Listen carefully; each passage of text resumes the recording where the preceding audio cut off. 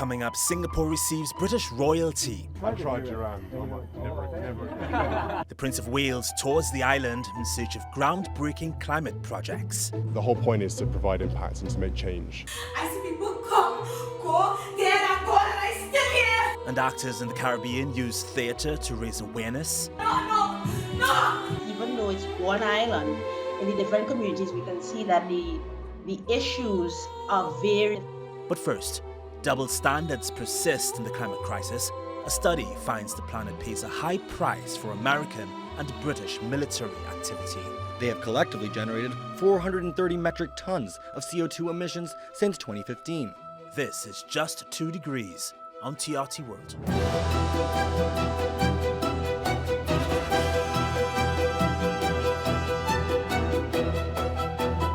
Militaries, they account for 5.5% of global greenhouse gas emissions. And a report by a UK-based think tank says American and British armed forces alone are responsible for staggering amounts of CO2 emissions. But why is this sector so unregulated when it comes to its impact on the environment? Well, the army in both countries has been exempt from international climate agreements since 1997. The study's authors recommend reparations to communities hit hardest by the planet heating pollution. When it comes to taking stock of the biggest polluters, there's an elephant in the room: the world's armed forces. The sector has a long tradition of evading responsibility for its contribution to global warming. The US lobbied to keep its military activity out of the 1997 Kyoto Protocol, and during the 2015 climate talks in Paris, leaders made it optional to report military emissions, citing national security concerns. But activists say it's high time that countries shift their focus from preparing for and waging war to pledging their resources to the existential crisis facing humanity. The US military is the single largest consumer of fossil fuels in the world and the biggest greenhouse gas emitter, releasing more than 3.6 million metric tons of CO2 in the last 50 years. The think tanks Commonwealth and US Climate and Community Project have released an eye-opening exposé calculating the harm brought by the British and American armed forces, the first report of its kind. In September, the U.S. Department of Defense revealed clouds of forever chemicals released from at least 245 military sites are contaminating water across the country. They're called forever chemicals because they do not degrade in the environment. They've been linked to cancer, birth defects, and kidney disease. There's also a long and dark history of health and environmental impacts to communities near military bases and activity, from Bikini Atoll in the Marshall Islands, where nuclear tests in the 1940s and 50s led to severe environmental damage, to Puerto Rico, where decades of U.S. Navy chemical pollution poisoned locals, increasing cases of cardiovascular and respiratory diseases. In Iraq, British and American forces used depleted uranium, which led to birth defects during the first Gulf War and the 2003 invasion. And in Afghanistan, the U.S. military footprint is linked to the destruction of that country's environment. Deforestation accelerated, and through trash burning, the U.S. armed forces released toxic pollutants into the air. Collectively, the U.S. and UK have about 900 military bases overseas. They have collectively generated 430 metric tons of CO2 emissions since 2015.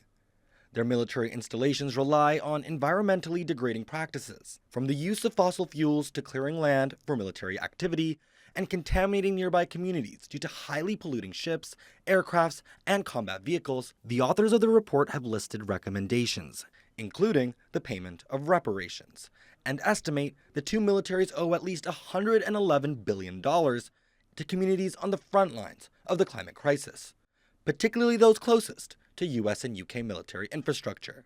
Mikhail Malik, Just 2 Degrees. And those front lines stretch across the globe as climate experts say 2023 is guaranteed to be the hottest year on record, thanks to a never-before-seen level of temperature anomalies. October is one of several months this year that has been declared the hottest ever worldwide. Cave deposits, coral, and shells. Records of the world's climate history show that it's been 125,000 years since the Earth has seen this level of warming. The reality is that the warmer our planet is, the more extreme events we will have. And so that we'll not only get more extreme events, but they'll be more intense as well. So I'm sure everyone remembers the extreme wildfires that we've had this year, the heat waves that have been impacting many parts of the world, the extreme marine heat waves. We're more likely to have events like that. The Australian summer runs from the start of December until the end of February. Summer down under means bushfire season, and this year's El Niño weather pattern threatens to fan the flames, especially in the southeast. It's hard to tell that this neighborhood in Australia's Blue Mountains was completely destroyed by fire 10 years ago. But a few signs remain, not least the enduring trauma of its residents. And the initial impact is just one of disbelief. Everything you've ever owned is gone. So that's really hard to understand. On our property, everything went, except the swimming pool. The concrete swimming pool survived and had to be restored.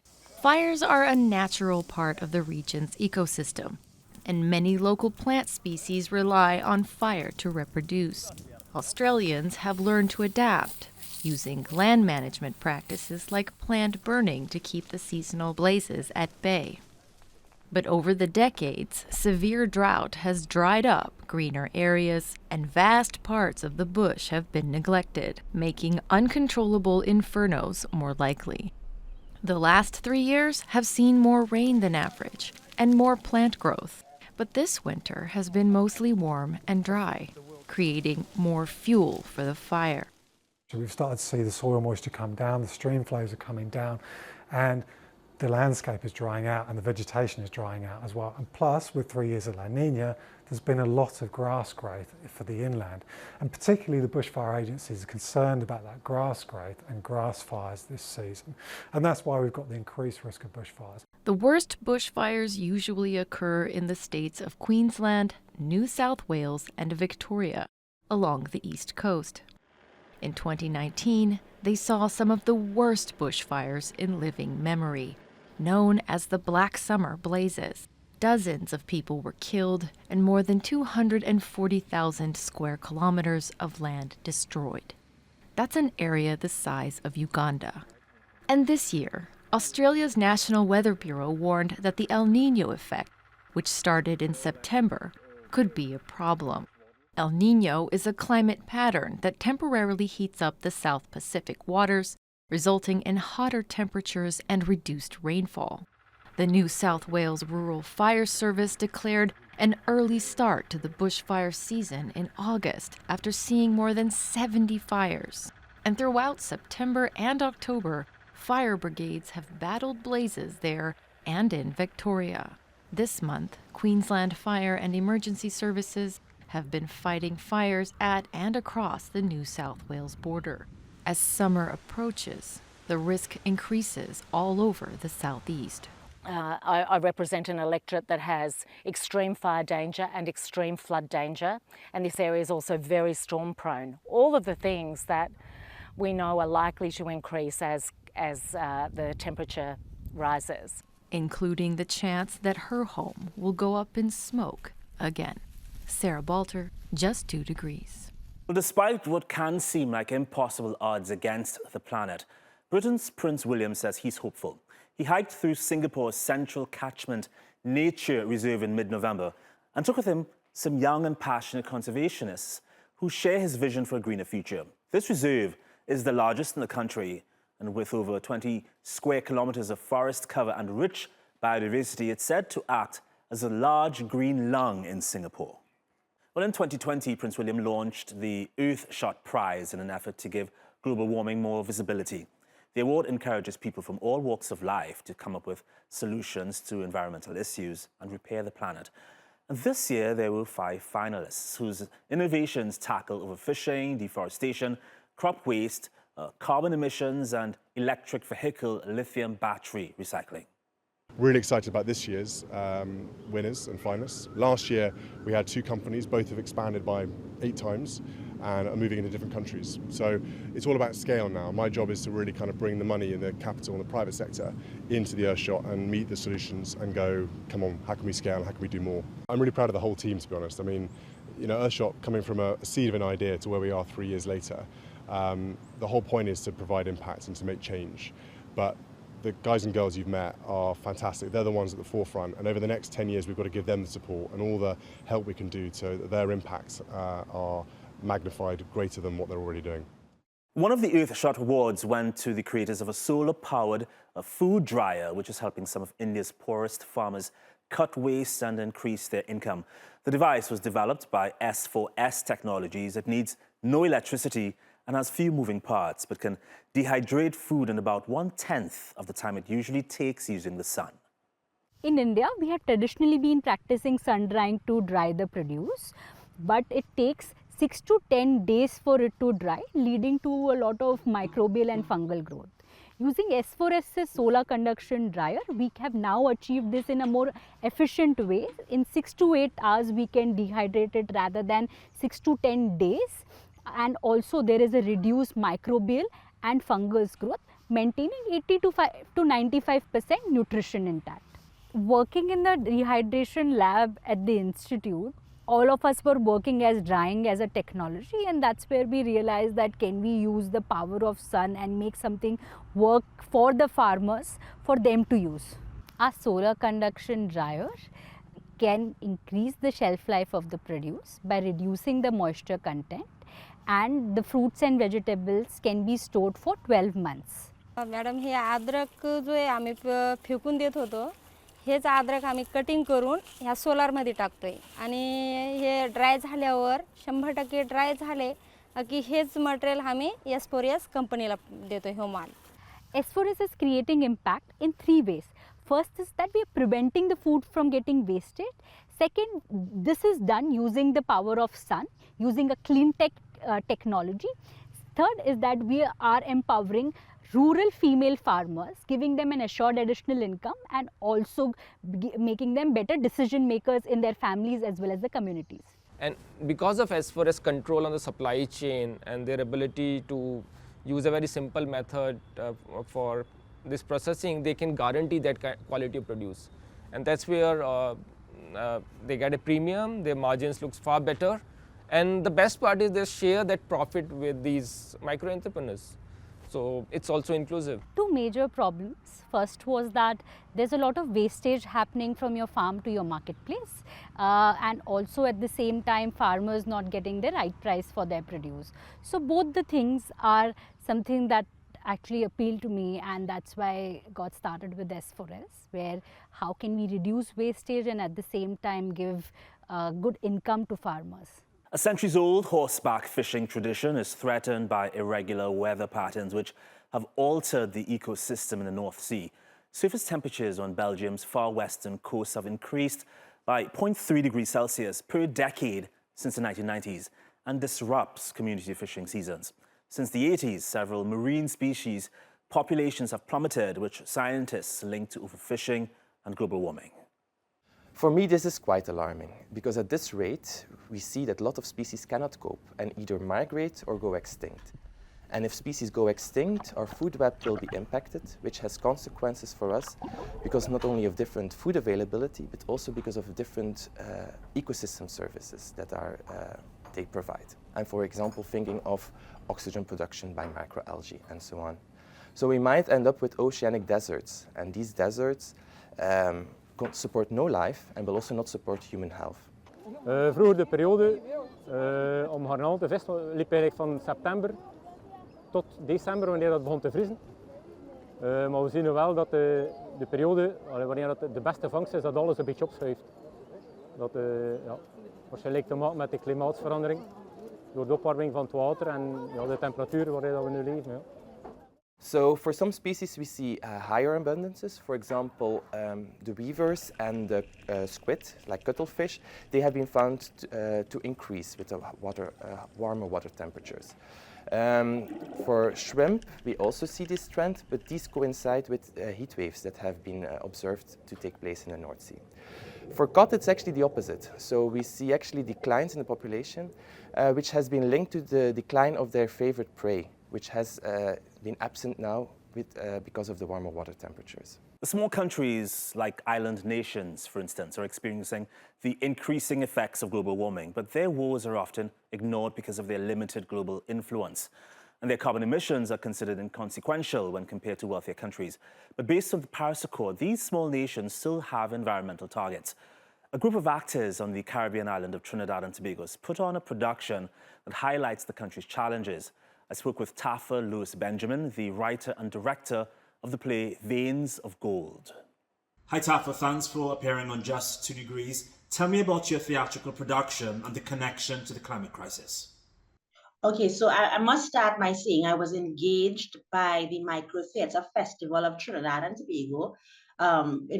They were being produced by the Cropper Foundation to create two 15-minute theatrical performances on climate change and climate justice in two communities in Trinidad. And so one would be on more the eastern side, which would be Brazil, and then there was Labrie on the southern side of the island.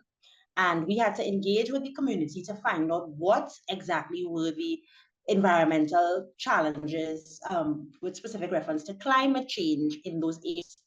So that is how I got involved in this. And for me, it has been quite an exciting journey because even though it's one island, in the different communities, we can see that the issues are varying. And so as a storyteller, as a theater maker, and because integrity is a very big thing for me, I really enjoyed having a process like this. It was much about centering the work around ethnographic interviews on what was happening in these communities and giving them an ability, a chance for their voices to be heard. So that was my excitement. Before we get more into the communities, the Caribbean island of Trinidad and Tobago, as I understand, has two seasons: dry season and a rainy season. We don't have, there's no summer, summers, the 4 seasons as we know it in the Northern Hemisphere. How did you use the dry and rainy season, and what happens, how they're affected by the climate crisis? How did you weave this into your production? Well, that is one of the first things that, in terms of conversation, people talking all the time about how hot it is. And of course, we're in the Caribbean, and so we are accustomed to heat. But it's significantly, the degrees is significantly increasing.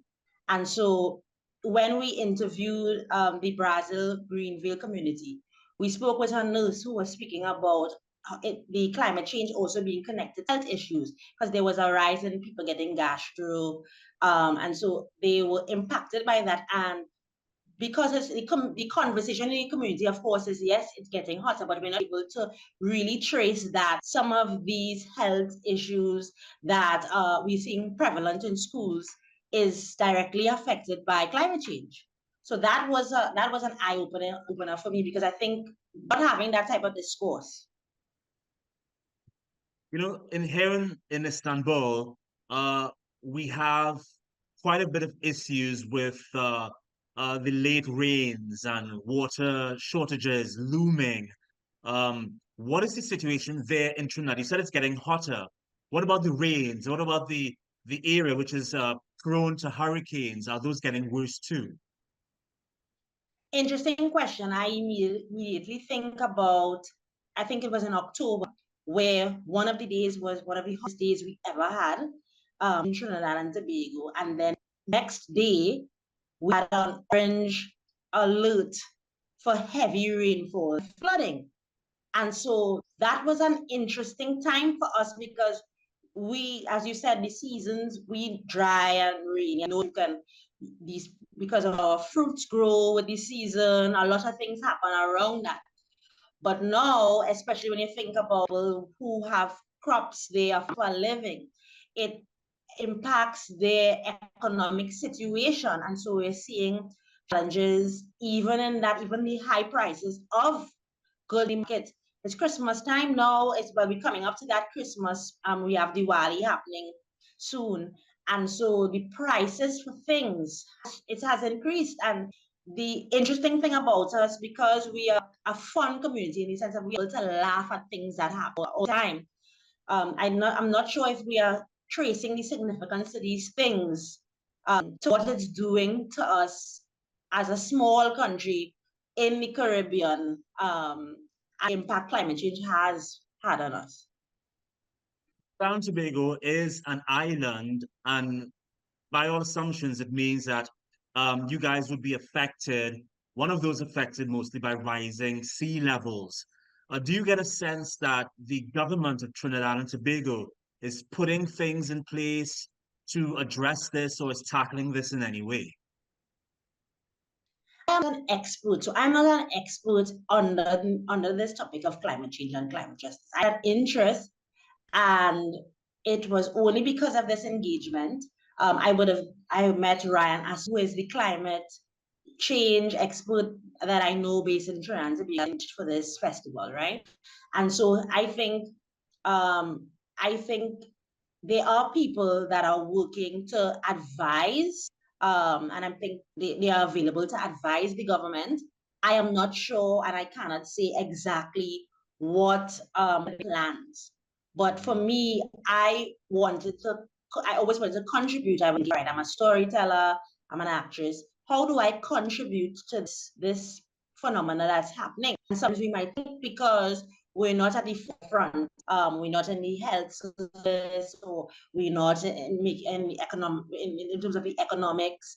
How do I help? And so when this opportunity came, I felt that my role is awareness and consciousness. So that awareness and consciousness, that conversation, that exact question that you're asking me can be posed to government. So that's I can really say at this point. I think I'm not focused at this point on what are the government's plans. I think there are people like Ryan Asu who have been, charging and asking those valid questions. I'm on the ground, and I'm happy to be on the ground to see how are these things benefiting these communities. I just wanted to see the community, they would have a different justice issue than what in Brazil. Whereas in Brazil, because of the heavy rainfall, we see flooding, we see people losing income from their crops, right? And the issues in Labre, because it's more an industrial area, we see things like the spilling of oil, water, and the resources, of course, of each lake and the wealth of the country. And so I have been able to see that there are intersections between the impact of colonialism, capitalism, and all of the industry on the environment, and that is a climate justice issue. And I think sometimes it's hard to map it, and that's why I was glad to engage with Ryan Asu to understand a little bit more and how. Before I let you go, Tafar, as you mentioned, you are no expert on the climate crisis. How has this production shaped your knowledge of the environmental emergency, your knowledge, that of the performers, and how do you think it has all changed the way you look at the way you move forward when it comes to the climate crisis in Trinidad and Tobago? Has it changed the way you see things, or has it changed your daily movements? It definitely brought awareness of the different intersections of things that are connected to climate change and climate justice. And I think the only maybe a conversation in schools, they talk about littering, and what that happen, what that will cause in terms of flooding in the Caribbean. We talk highly about, soil erosion, etc. But there's so much other layers. And the impact. And a question came up from the actors was like, in this work, what major contribution can we make, towards the emissions? And so it's also having those hard conversations and dealing with some truths, because the impact that some of the global notes and so are making, it directly impacts us. And then we might have the challenge, we might be dealing with the challenges. Islands can be eradicated, and there's a specific type of trauma. We engaged with someone, I remember, in the community, and there was a type of fear and anxiety for not knowing what the future could look like, and if there was a future because of the rising emissions. And so it has changed. I think it has changed my life significantly. I know the actors and the performers, Justin McKenzie, Kelsey Francis, Raquel Henry, and the conversation we had was about how do we take this information and be able to find ways to provoke the thought in the community, to provoke the thought so that the government has to do something. And that's our show, but before I leave you, here's a story about picking up the pieces and moving on. Back in 2018, a wildfire destroyed most of Paradise, a northern California town. 85 residents were killed and 11,000 houses were leveled. Well, so far, 2,400 homes have been rebuilt. Hundreds of others are under construction, but the community is a long way from its former glory. Paradise was once so thick with trees, it was hard to tell the town was perched on a ridge. Today, the community there is returning to life. We're such a resilient community and such a close community that that I think that the theater played a really important part in the healing of the community after the fire.